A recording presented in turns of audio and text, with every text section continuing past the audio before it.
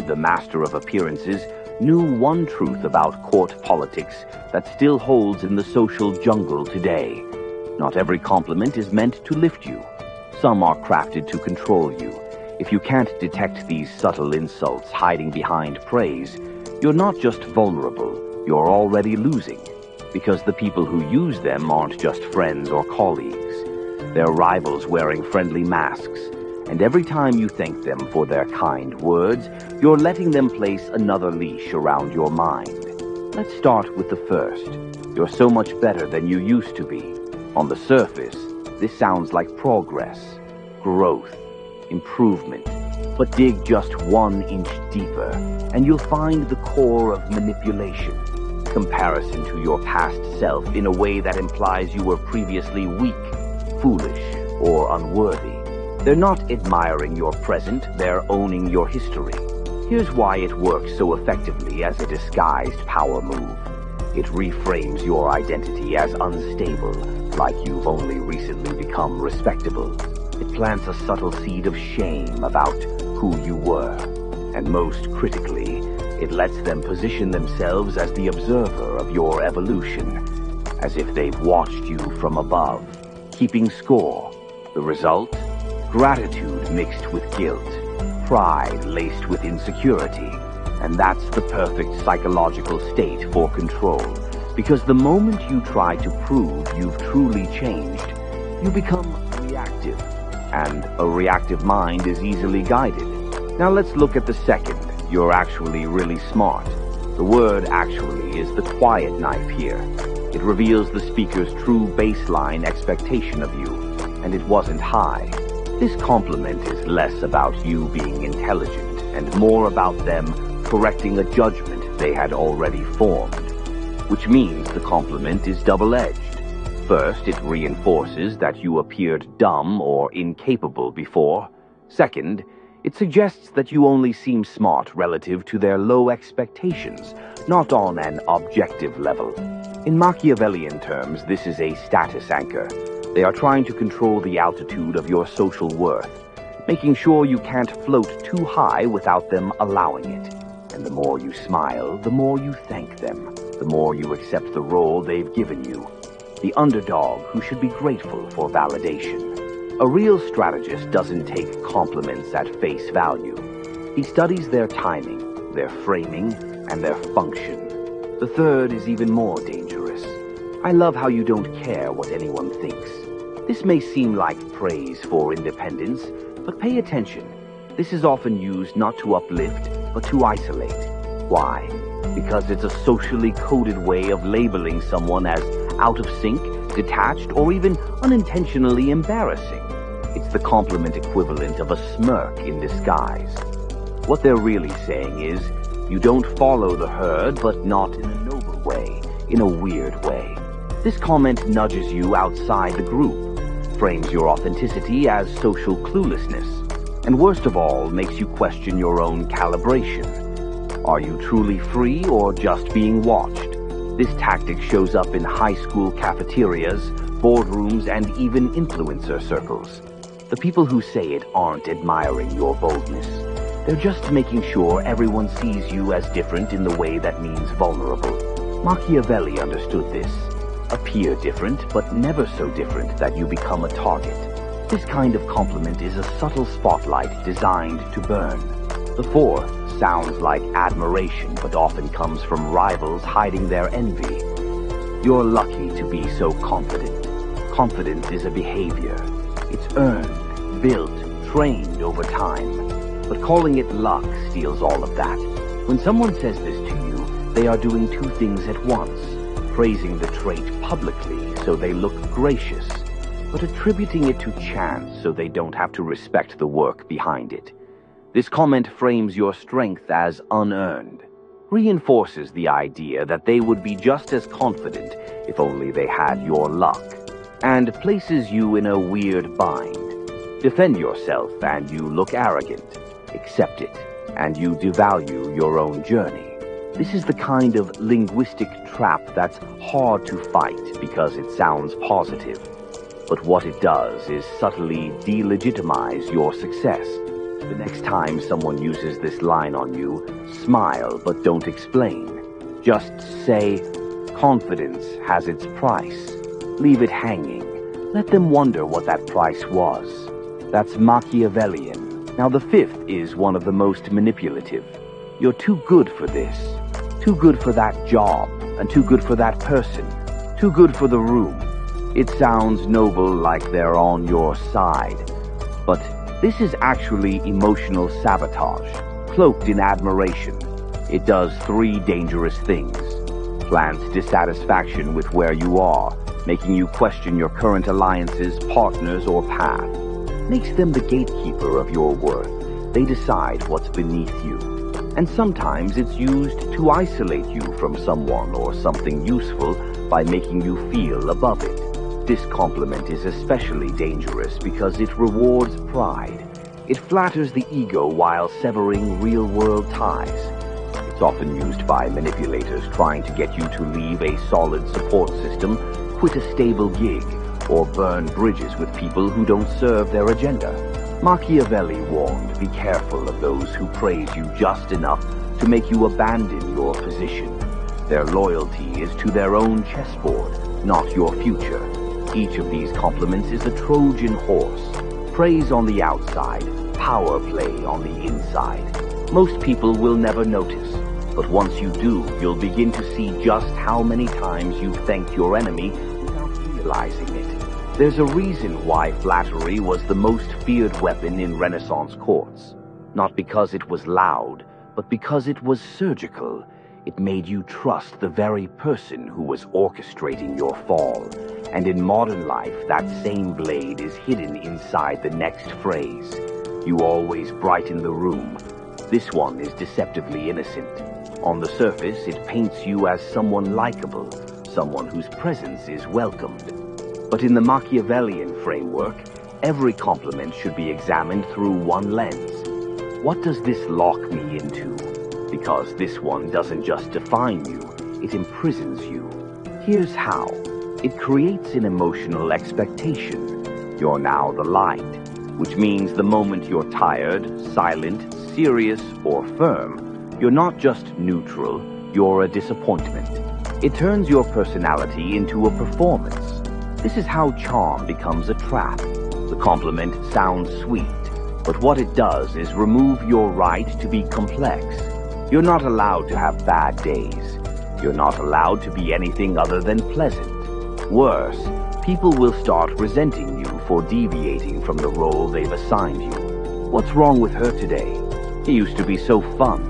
The moment you stop performing, they punish you, not openly but socially, with withdrawal, with judgment. That's how you get control through kindness. You're not free, you're boxed in by invisible expectations. And the people who told you how bright you are the same ones who go dim the moment you break character. This is what Machiavelli would call a weaponized identity, when others give you a title so sweet you're scared to lose it. And that fear becomes their leverage. Now, let's dig into the seventh and final insult hidden in flattery. You're so real. This sounds like the ultimate compliment in today's culture. In a world of fakes and filters, being called real feels like a badge of honor. But pause. Who's saying it? And why? Because often this compliment doesn't reflect genuine respect. It reflects social contrast. You're so real compared to who? Here's what's really happening when this phrase gets thrown around. The speaker is subtly painting everyone else as fake, while framing themselves as someone who gets it. They're not admiring your truth, they're using it as a wedge. It's often deployed to pull you into an alliance, one where they seem like your ally against the world of phonies. And once you're in that alliance, the manipulation begins, because now you feel morally superior. You feel above the crowd, and they will start feeding you stories about who else is not real, who's changed, who's sold out, who doesn't see the truth like you two do. That's not friendship, that's psychological grooming. Machiavelli knew this tactic well.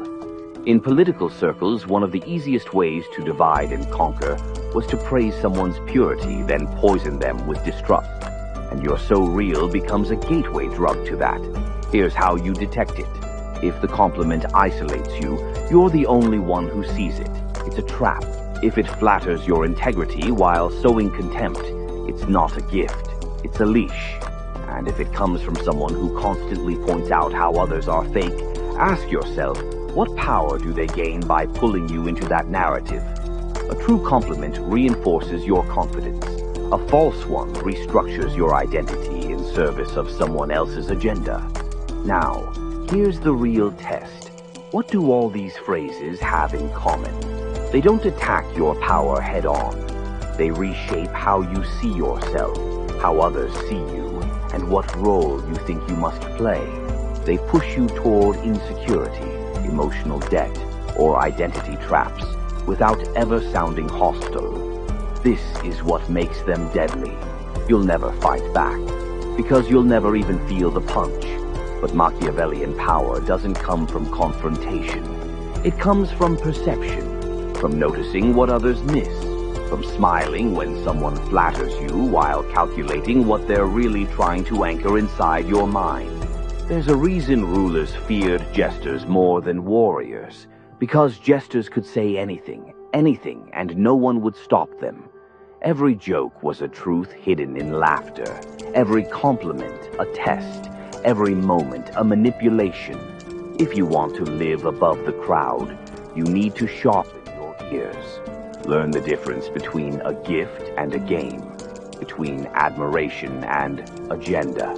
Every room you walk into will contain at least one of these 7 insults, wrapped in silk, dipped in honey, and aimed right at your self-image.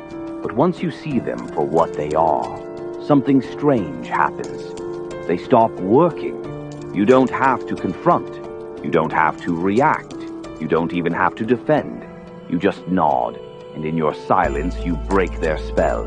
Because while they thought they were flattering you into submission, you were already filing them under one word, strategist.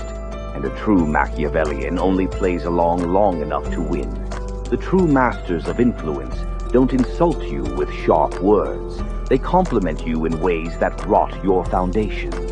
And the moment you thank them for it, they know they've entered your mind. Because real manipulation isn't about making you feel bad, it's about making you feel grateful while they're doing it. Let's break down exactly how this trap is laid and why most people walk straight into it. It begins with the illusion of praise, but not just any praise. The kind that comes from people who understand human psychology just enough to frame control as kindness. Take the phrase, "You're such a good listener." Harmless, right? But look closer. This compliment has been used for centuries to condition obedience. Because when someone tells you you're a good listener, they're not just appreciating your silence. They're rewarding your lack of challenge. What they're really saying is, thank you for not interrupting.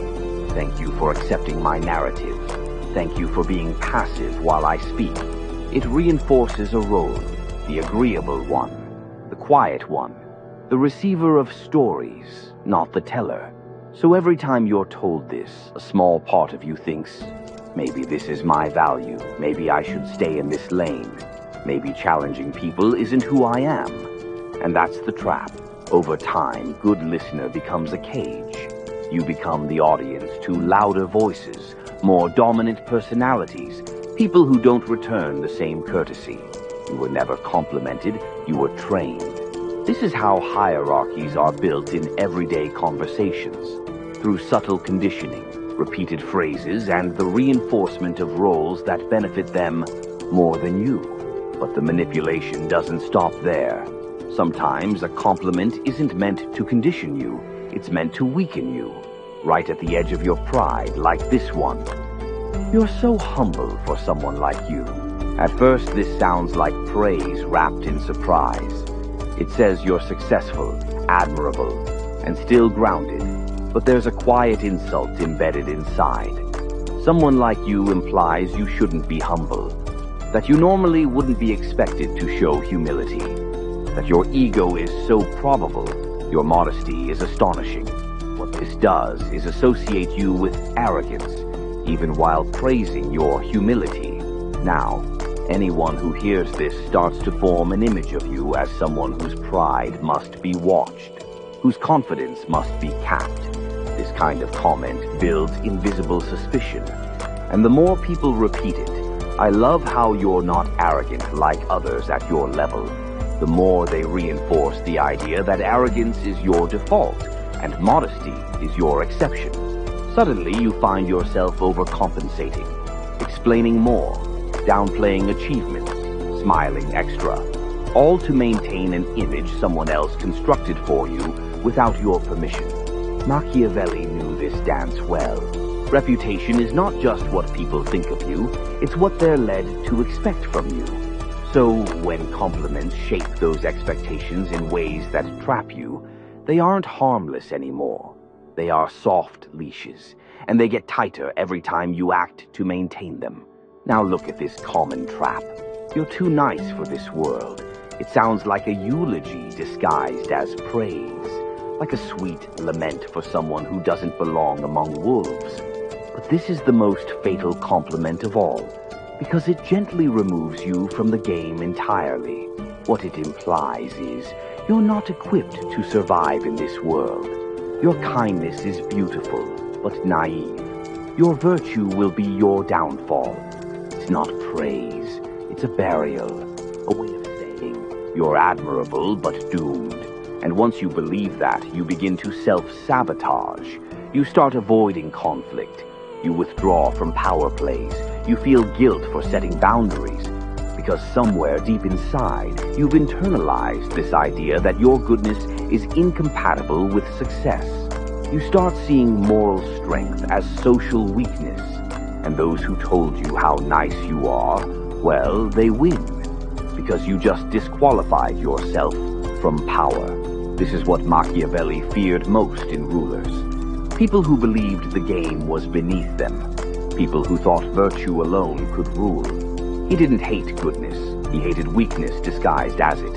So when someone tells you you're too nice, thank them silently for revealing how they plan to position you. Then prove them wrong, not by being cruel, but by being ruthless with your self-worth. That's the Machiavellian response. Not to mirror malice, but to weaponize clarity. Because behind every false compliment is a positioning game. And you don't win it by reacting emotionally. You win it by observing exactly how they're trying to frame you and refusing to step into their picture. This is why compliments are more dangerous than insults. Insults activate your guard. You notice them. You respond. Compliments bypass that system. They slip through the cracks of your defenses because they wear a smile. And before you know it, you're not defending your identity. You're reinforcing their version of it. One thank you at a time. But once you see the pattern, you can reverse it. You can take every compliment and run it through a simple Machiavellian filter. Does this compliment empower me, or does it define me? If it defines you, it can confine you. If it empowers you, it leaves your identity intact and your freedom preserved. Most people will never make that distinction. They'll smile and nod and feel flattered, while their confidence is slowly shaped into submission. But not you, because now, every time someone tries to flatter you into a corner, you'll notice the angle, you'll see the leash, and while they think they're charming you, they'll have no idea you're watching with surgical awareness. And that awareness, that's power. Power isn't always taken. Sometimes it's handed away with a smile, and most people don't even realize they've surrendered it, because it doesn't happen when someone yells at them or dominates them. It happens the moment they accept a compliment that sounds like gold but weighs like a chain, because every one of these so-called compliments was never about truth, it was about positioning, creating a version of you that's easier to manage, easier to limit, easier to control. And the most dangerous part, they make you believe you chose it. You thought you were being seen, but you were being shaped. That's why understanding the hidden function of praise is not just a survival skill, it's a dominant skill. One Machiavelli himself practiced with surgical precision. He didn't flatter kings unless the flattery served him. He didn't accept praise unless it elevated his real leverage. And he never let someone else's view of him become a mirror he stared into for too long. Because he knew, the second you start chasing compliments, you become dependent on the giver. Now the real power flips. The one who praises controls the one who listens. So how do you counter it? Not with confrontation. That's emotional, predictable, weak. The real counter move is this. You accept the compliment outwardly and reject it inwardly. You keep the surface smooth, but you train your inner voice to do three things. Dissect the motive behind the compliment. Ask yourself, what role does this assign me, and who benefits from me playing it? Decide if it empowers or defines. A compliment that empowers adds fuel. A compliment that defines sets limits. Respond with silence, irony, or controlled vagueness. Never correct them. Never explain. Just observe. Sometimes the most Machiavellian power is letting them think they succeeded while you quietly maneuver out of their narrative. Because the person who sees the game and refuses to play by its emotional rules, that person becomes unpredictable, untouchable, and deeply unnerving to those who rely on manipulation disguised as kindness. There's one more thing you need to understand, something most never realize until it's too late. The moment people realize you don't fall for their compliments, they do one of two things. They either double down, trying harder to win you over, or they withdraw, exposed, uncomfortable, confused by the lack of control. Both reactions are signs you're becoming dangerous, because you're now immune to the easiest lever they had. You no longer get high off praise. You no longer feel shaken by carefully planted doubt. You recognize the patterns, decode the message, and stay grounded in your own frame, regardless of the words they throw at you. You've gone from flattered to formidable. That's the quiet shift Machiavelli wrote about. Not just in courts and councils, but in daily human interaction. Because most people don't want truth. They want emotional control disguised as connection. And compliments are their currency. But now you've changed the currency. You don't seek approval. You seek clarity. You don't accept every kind word as sincere. You interrogate the structure behind it. You read tone, timing, audience, intent. You've turned praise into data, which means even when someone says something beautiful to you, you don't melt. You calculate. And that's when your power begins to rise. Not loudly, but invisibly. In your posture, in your eyes, in your refusal to let others script your identity for you. People will still try. They'll still tell you you're amazing, special, different. But now you'll smile, not because you need their approval, but because you know exactly what they're doing. And you'll choose whether to let them think it worked, or whether to say something just sharp enough to let them feel the edge. Because praise, once understood, becomes a weapon, but only for those who no longer crave it. That's the Machiavellian mind, unshaken by insults, unaffected by praise, focused only on power that can't be taken away, because it was never handed over in the first place.